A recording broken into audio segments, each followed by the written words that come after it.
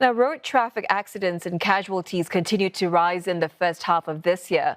Vulnerable road users like the elderly and motorcyclists accounted for a disproportionate number of related deaths and injuries. Charlotte Lim with more. The mid-year traffic situation showed there were over 3,800 road accidents that resulted in injuries and fatalities. That's a nearly 9% jump compared to the same period last year. The traffic police says this upward trend has continued over the past 3 years. Elderly pedestrians were among the casualties, with 15 such fatalities.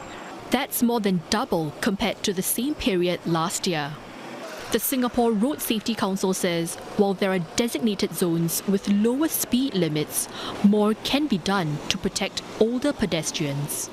It is important for LTA to study, to see where is feasible to put up overhead bridges with lifts or with other road safety measures such as border divider, so that the pedestrian can step on and wait for vehicle to pass through before they cross to the second part.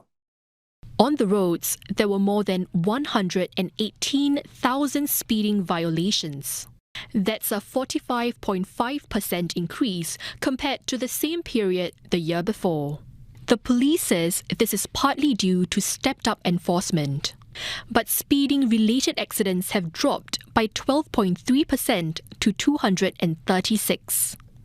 The number of red light running accidents jumped by nearly 40% to 65, even though violations fell by 25.3% to 13,073.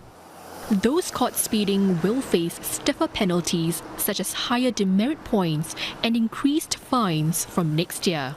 New enforcement cameras will also be rolled out progressively in the coming months. These aim to catch traffic violations such as illegal U-turns and crossing of double white lines.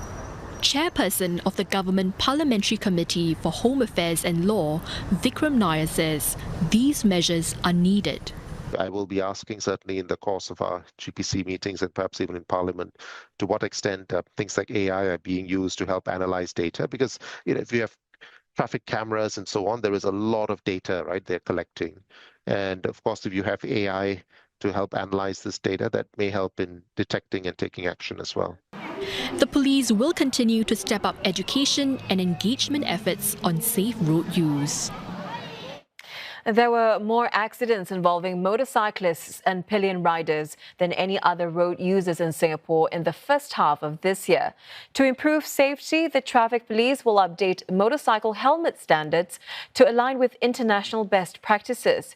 Helmet testing and certification processes will also be streamlined. Rachel Teng reports.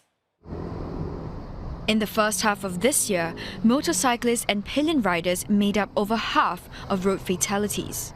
To help stem the rise of such accidents, the traffic police is stepping up helmet safety standards. The Road Safety Council says this may translate into cost savings for both customers and suppliers. We don't have to test it in Singapore again.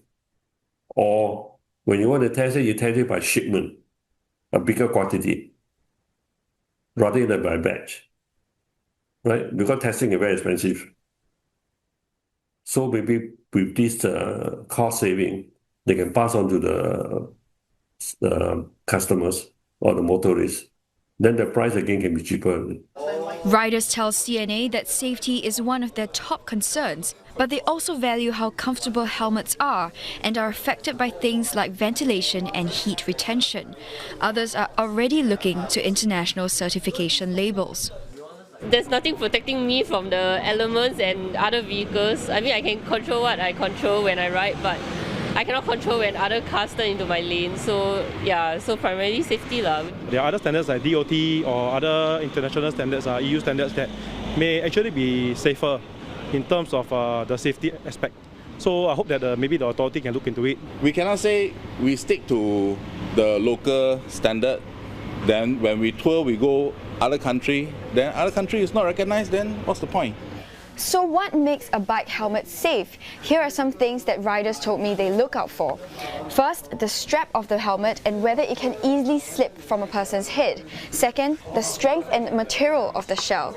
And finally, the inside of the helmet and whether it's made of a dense enough material. But turn to the back of the helmet and you can easily see if it's been certified in Singapore or even overseas. One bike shop says it's seen a 5 to 8% rise in sales for safer helmets this year compared to last year.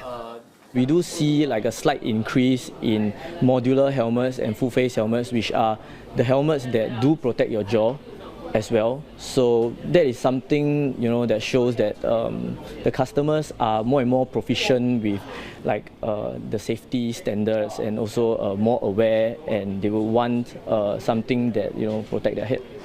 Aside from wearing protective gear, the traffic police also urges all motorcyclists to adopt safe riding habits.